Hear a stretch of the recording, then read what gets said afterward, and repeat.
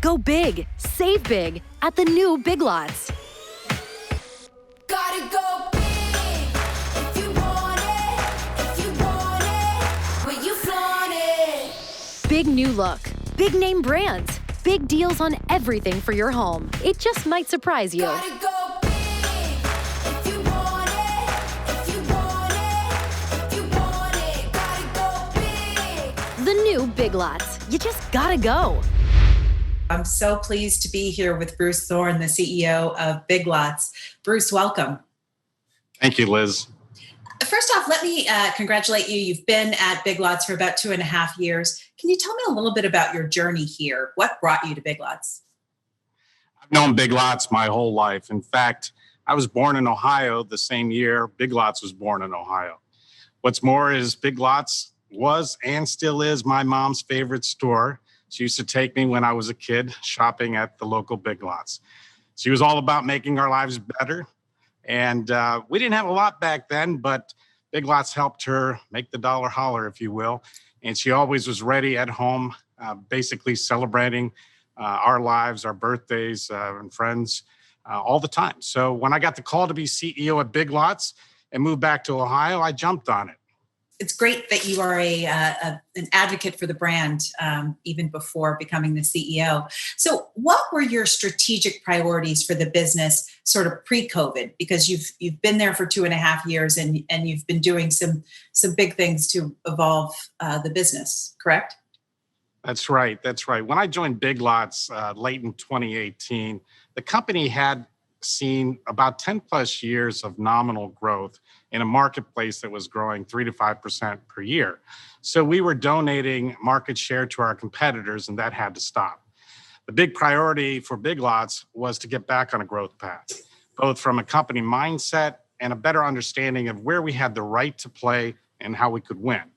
With this in mind, we developed our strategic plan, codenamed Operation North Star. Operation North Star is our strategic map for the future. It begins with our noble purpose to help customers live big and save lots, Big Lots. It's also about our vision to be a big difference for a better life, for our customers, for our associates, for our shareholders and the communities we serve. It's about growing Big Lots by being the trusted leader in value and also bringing back surprise and delight in a treasure hunt.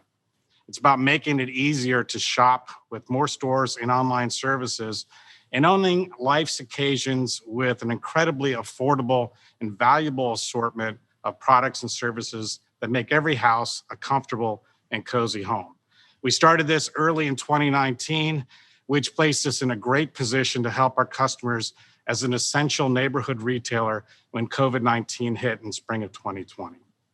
Well, I want to get back to your COVID, how the strategic priorities have shifted. But first, I want to talk a little bit about your customer.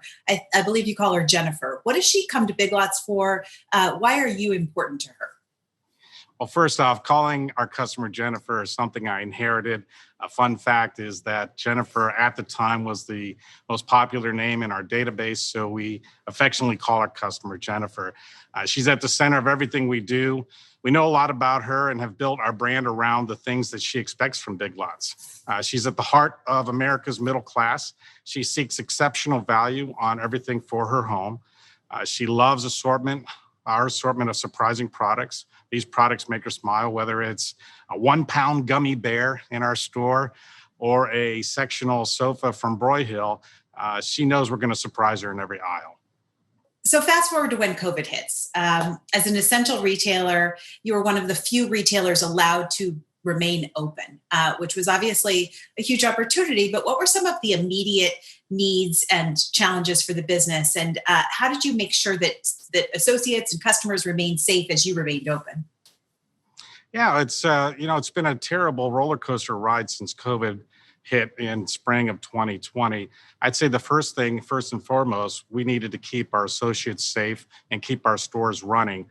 That was most important for the communities and customers we serve.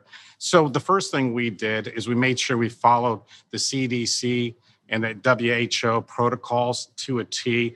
We installed sneeze guards at every register. We had mandatory mask wearing across our stores. And we had a daily task force to keep all of our associates, whether you worked in a distribution center or in a store or at the corporate headquarters, informed of all the ways they can keep themselves healthy. One thing that I learned back when I was in the Army was the need to have a commander's intent when things like COVID-19 break out. What I installed instead was something called the CEO intent, which really focused on, number one, keep everyone healthy and safe. Number two, keep the business running. Three, combating the COVID virus is fatiguing, so lean on each other. When one hurts, we all help. Four, make imperfect decisions because you're not going to get it all right. And all the way down, when you're leading 40,000 people across 1,400 plus stores, it's so important for them to feel empowered to make the right call at the right time to keep the business running. And then finally, think in stages, now, next, and future. What do you got to do now? What do you have to do next? And what do you have to do in the future? And communicate that to everyone so they know what they have to do and why. These types of things with that task force working and all the protection and cleaning, all the way to when somebody did get COVID-19, helping them out with a care package and staying close to them, helped us weather this. We also worked really hard with our suppliers. Quite frankly, we really shook the supply chain to make sure that our customers had the products they needed, the basic things they needed to keep their homes clean, to keep themselves safe. And then once they started getting past then, to make their home and their workplace much more comfortable with furniture that really made their lives easier. And we didn't raise prices. We refused to raise prices, even though there was short supply. We would not price gouge. That's very important to us. And I think our customers absolutely loved it. We've grown more customers than ever before, and we're really proud to serve our customers, to serve Jennifer and all the new Jennifers out there. Yeah, it's been tremendous to watch some of the lessons in leadership coming out of this crisis. So, congratulations on your response. How did you, sort of operationalize all of these things, and how have your strategic priorities for the business shifted in a post-COVID era? Well, I think first off, what we've been focusing on in Operation North Star really set us up nicely for having to deal with COVID-19.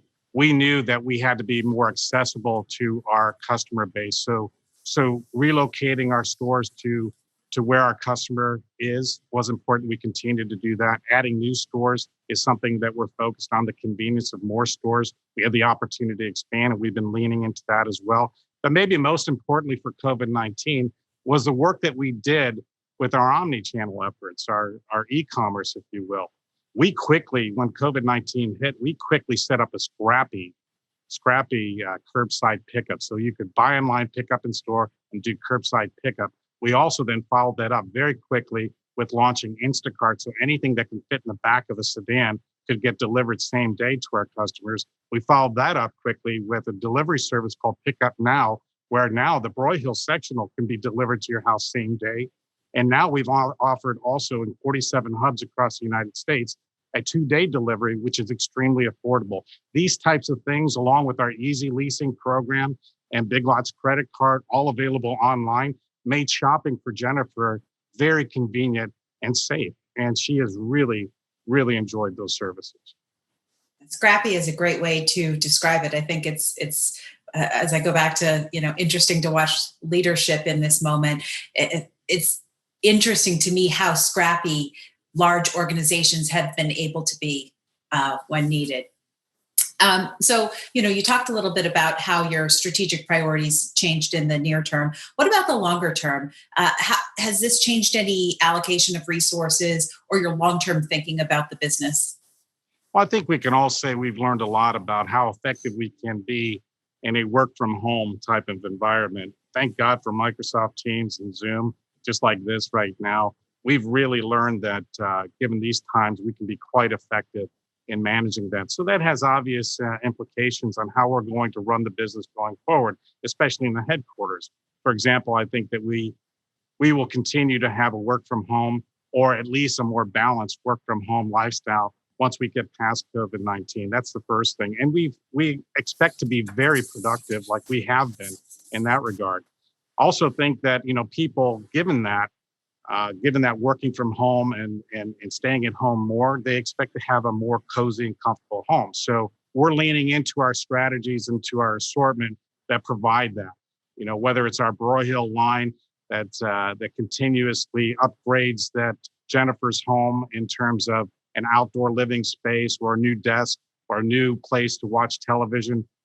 We're all cocooning in a way right now, and that's going to stay for a while. So we're leaning into that, along with the basic needs, the everyday shopping, whether it's cleaning supplies for food and solutions. We're leaning towards more type of food prep solutions. That just makes it easier since people are eating out less and want to prepare their dinners for the family. Just more convenient ways of doing that. All of that is coming together, along with some apparel lines that just make people cozy and comfortable, like our graphic tees and other garments. Do you see any particular challenges or opportunities that lie ahead once we get past this crisis? Well, I think everybody pretty much now knows how the customer mind shift is changing. And so we're all getting very competitive and innovative in how we compete with one another. So I think for Big Lots, it's just about staying very close to Jennifer and the new Jennifers out there, making sure we anticipate her needs and curate an assortment and services better than anyone else. It's a retail jungle out there. And like I say to the Big Lots associates, at the dinner table, there's those holding a knife and fork and those that are on the menu. And we want to be holding the knife and fork. And because we truly believe that we're the best out there to serve her needs. Great. Well, I went to your store here in the Hudson Valley recently in Newburgh, New York, and I did transact. I bought some sheets and a pair of slippers. So for my nesting, which is going to become cocooning as we get into the winter. Very good. I love the Newburgh store. It's right there where I went to school. So very nice. Very nice. Did you go to West Point? I did go to West Point. So, Oh, okay. Yeah, we're right here in Cornwall on Hudson. So I'm right next door to the New York Military Academy and definitely very close to West Point. And I see the helicopters flying over all the time. Well, when we get past COVID-19, you'll have to be my guest at one of the football games. Would love to. Thank you so much for joining us. This has been tremendous. And I think you fit right in the innovation episode.